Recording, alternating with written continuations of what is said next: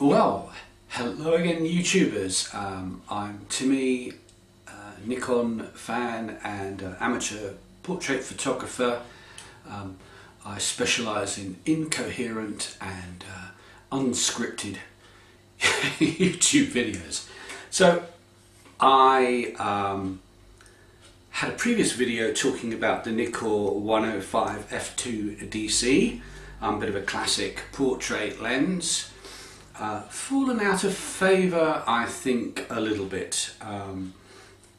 Anyway, I didn't discuss the DC defocus control feature, which I speculated, because of other people's YouTube videos, wasn't really very effective. Well, I have now had a chance to play with it myself. People will complain that I haven't put any pictures up. I might put a picture up in my all the gear, no idea folder on my Purple Port account, possibly. I think I've got a couple of images that kind of demonstrate. But my suppositions seem to have been borne out by what I saw. So the lens is super, and it's really nice at f2, and you know, slightly soft, but you know, if you like that look for portraits, that's great. And of course, as soon as you shut it down a little bit, f2.8, something like that, when you shoot with a portrait lens quite close and it's 105, even at 2.8, you've got quite a lot of background blur and stuff like that. So anyway, the thing about the defocus control, as far as I can see, is that it is least effective at f2 and most noticeable at f5.6, but even there the differences are subtle. What has occurred to me is that what it might allow you to do is shoot at 5.6, so you have a little bit more sharpness in your the usual suspects, a little bit more sharpness in your subject's face, but than if you'd shot wide open. But then maybe your background still looks a bit more fuzzy, as if you'd shot with a wider aperture. So there's a hint of that, I think. But basically, I think the reason that there may be Nikon experts who appear and tell me I don't know what I'm talking about, which in truth I don't really. I'm not really an expert on optics, and I'm not a superb expert on photography. I'm just a portrait shooter who likes to do it.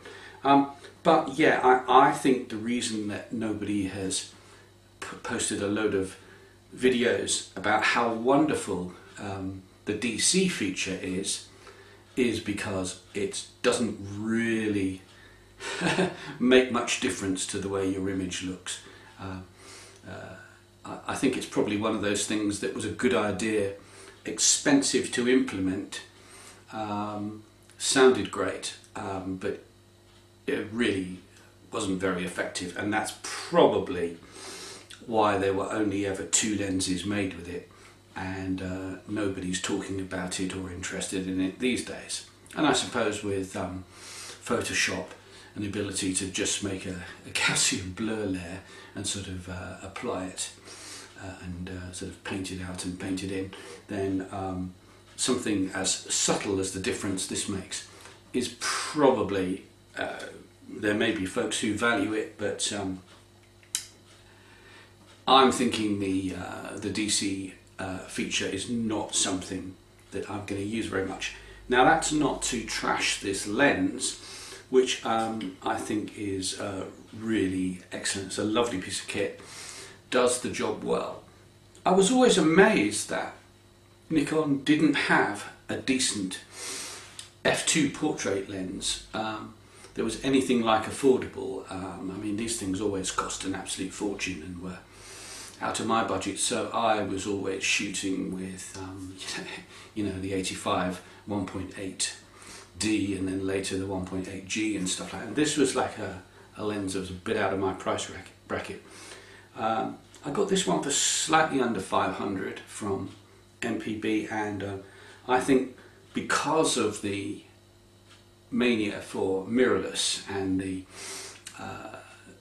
I don't doubt the optical superiority of the new Z lenses, then these things are now getting cheaper.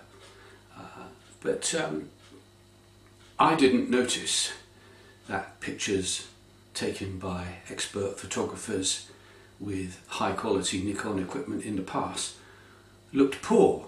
Did you notice that? Did you think, oh my god, these are so awful that we have to have the new Z lenses at many times the cost? I wouldn't mind a new, oh god, I'm going to stray off topic, aren't I here? I wouldn't mind getting a Z camera, and they're beginning to be affordable at used prices. I think XQD cards are probably robust enough not to worry about 2 card slots. So I'm prepared to give it a go, and I understand that the new 50mm lens, the 1.8 one, is extremely good. But stuff like this, this is going to cost an absolute fortune in Z for quite a long time to come. And I think if you're a portrait shooter, there's bargains to be had in the Nikon DSLR system and lenses. So that's what I do. Shall we say that's enough for this video? I think we will. Cheerio!